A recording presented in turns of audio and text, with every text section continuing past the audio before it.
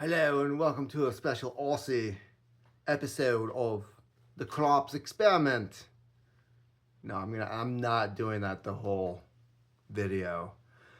The only reason I said that was because this is the book I'm talking about today, The Backyard Adventurer by Beau. I am very familiar with this guy's work because he only has a few movies on YouTube. Now, he does have like a regular YouTube channel now.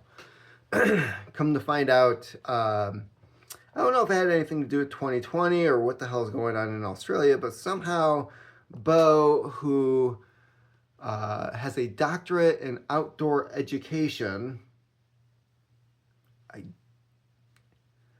least it's not lesbian dance theory. I didn't know that was a thing.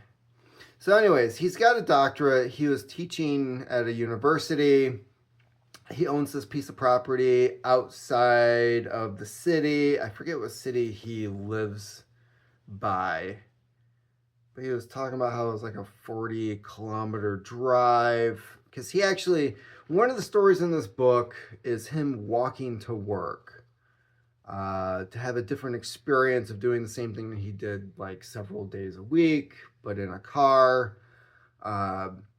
This is a guy who tries to experience the world in a different way and does relatively cheap adventures just to have new experiences. That's what this book is about, The Backyard Adventurer.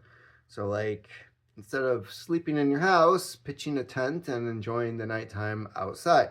Things of that nature, but he does it to a little more extremes.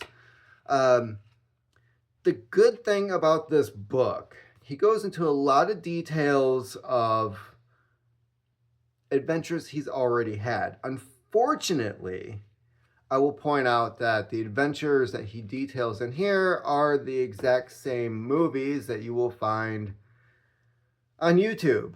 So having already watched those, there really wasn't anything new or any surprises in this. That was the disappointing part, and that really, for me, made it hard to read. If you're not familiar with Beau, you'd probably enjoy the book more. However, you probably wouldn't buy it if you didn't know who this guy was. Maybe the best balance would be you saw one of his movies on YouTube, you came across his book a year or two later. Might be the best scenario because at least then there's the one chapter of like, oh, I remember when he ate his weight in canned beans. Yes, he actually did that. Whereas like the rest of the book would just be new material that just, it would seem interesting. But for me, I had a really hard time with it simply because it's like, I already know this. I already know this. Yep. Okay, yep. Watch that movie. It's almost like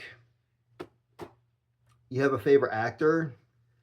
And so, best example I can come up with. Howard Stern's last book. I was a fan of Howard Stern back in the 90s, and then the early 2000s, he left normal radio and went to satellite radio, in which case I just never heard Howard Stern again.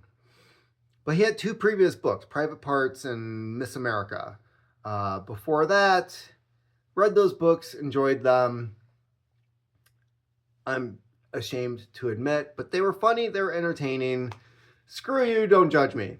So he writes a third book because, unfortunately, his contract with the publisher stated that he had to write 3 books for them, which apparently he forgot, and like 20 years later, they forgot too. Because it was like 2018, I believe, he writes the third book.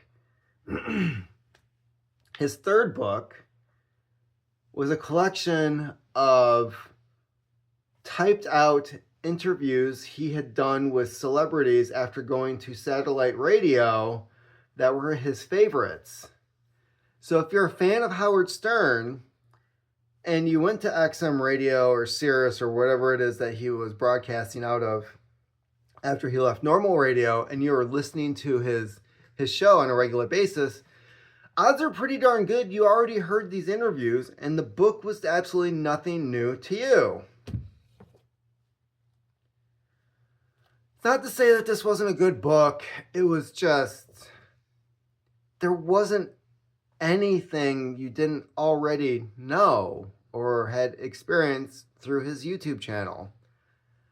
I have a feeling that if he was to write a new book, considering that he's now doing regular videos on YouTube, and he had lost his job, so like the YouTube thing became like a regular like paycheck for him, as opposed to like doing these movies, trying to get them in the theaters in Australia, and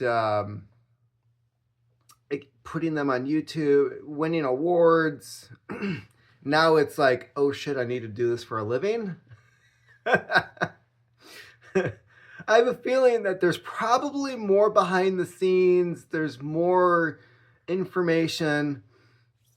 It's just, I wanted to enjoy this, but it was really hard at the same time, because it's like having a favorite actor and they write a book about some of the movies that they were in, and you're not learning anything new about their roles or the behind, because you already know about it.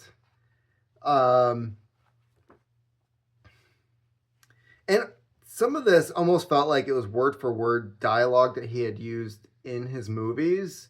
Like when he was explaining the whole body weight in beans and how he had read Steinbeck. And there's this one scene in this book where this family, I think the husband died and the wife or the grandma was feeding the kids with beans, and all they could afford was beans. So she'd heat them up on the stove, and then the kids would eat the beans, and that was it. And the doctor comes for a health check, and all the kids are perfectly healthy and fine. So that's where he's like, can a man just live on beans alone?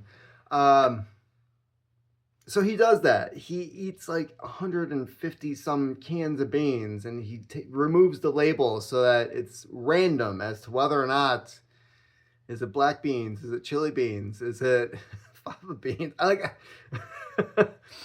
But he's eating so many cans of beans per day for a certain period of time. And then at the same time, he's like, I'm going to finish this off by running a marathon, which I really hope he was at the end of the line for that marathon, because you don't want to be downwind of this dude who's solely living off of beans.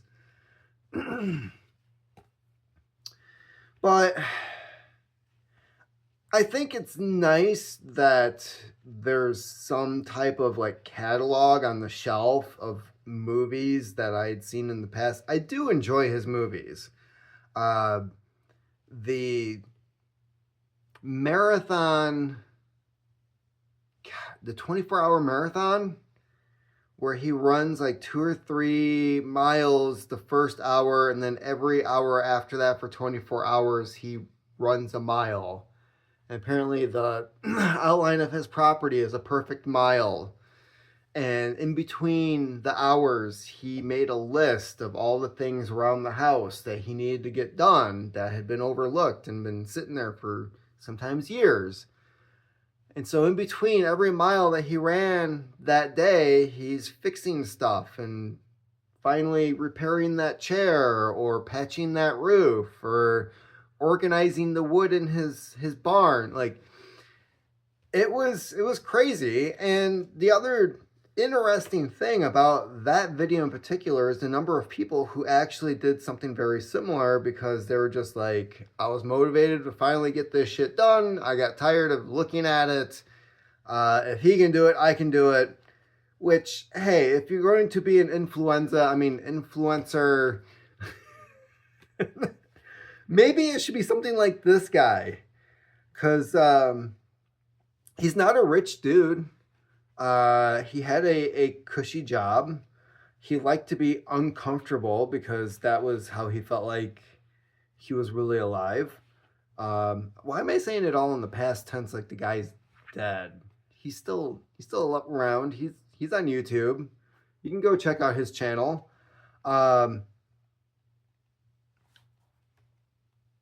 but the thing with a lot of these adventures is that it's like long distance running, it's kayaking, it's learning about his environment around him. There's one where he follows this old train track route between these two towns that no longer exist, but there's like remnants of the tracks on through the land where he comes across these old dilapidated bridges where the train would have gone over at one point in time, and trespassing through people's yards. Which I have to say, Australia sounds a lot like northern Michigan, because you back into somebody's driveway to turn around, and people are going to come out on their porch with some questions as to what you're doing there. Australia sounds very, very similar. So, The Backyard Adventure, if you're not familiar with Beau Miles, it's likely going to be an enjoyable book for you. The ideas are that you don't have to spend a lot of money to have insightful adventures and learn about your environment and yourself, and that you can do a whole hell of a lot of things on not necessarily a budget, like no money in some cases. Just taking time off from work, changing your diet. That was an interesting one. The final story in here is where he sets up camp in a gum tree on his property, and he just spends the night in the tree just to see his property and where he lives from a different point of view. And it's things of that nature. It definitely gives you a different perspective on life and what adventure is and how to enjoy life, and what you need and don't need in particular. He definitely, when it comes to reduce, reuse, recycle, he's perfected reuse. I will say that much. The guy collects what most people would consider trash and finds new and useful ways to make awesome stuff out of it. His most famous example, and one of the parts of his class that he used to teach, was taking old junk wood and making a paddleboard out of it for future adventures in a canoe or a kayak. And so these are the type of things that he covers. He talks a little bit about his past, living in America for a short period of time. But overall, it's really just how to view things differently in life. And I think for maybe a younger guy, or even somebody my own age, who I think younger guys would benefit most from this book. But even someone my age who's just tired of I wake up, I go to work, I come home, I go to bed. I wake up, I go to work, I come home, I go to bed. New perspective. You can definitely change that and maybe perhaps start enjoying your life again like you had previously, decades ago. But that is The Backyard Adventure. Are you familiar with Beau Miles? I would highly recommend his movies. His movies are really entertaining. They're not long. They're movies, but they're not like 90 minutes. Some of them are like 20, 30 minutes long. But there's a lot in there. They're very enjoyable. If you have YouTube on your TV, I would encourage you to watch it on the TV, because the actual quality of the footage is pretty good. And it's really enjoyable. He's very witty. He's funny and very insightful. I would almost think of him more as a philosopher than I would like some type of outdoor studies professor. So that is Beau. That is his book. I wish I could say I enjoyed it more than I did, but that came with the cost of having already been familiar with everything that he's done beforehand. And unfortunately, now that he's doing new material for YouTube, I'm less familiar with him now. So maybe if I didn't follow his channel and he comes out with a second book, I'd enjoy the second book more. But I have a feeling I'm just going to end up watching the YouTube videos instead. And when he does have a second book come out, it's going to be the same thing of like, I've already watched all of these. So that's the ups, that's the downs. It is a good book. It's just, I read it at a bad time. I'll put it that way. If you've watched his movies previously, it's probably not for you. There's really nothing new in there. But if you're looking for a backyard adventure, some new idea of like what that entails, how to have fun on the cheap, if that's what you're looking for, the book is definitely for you.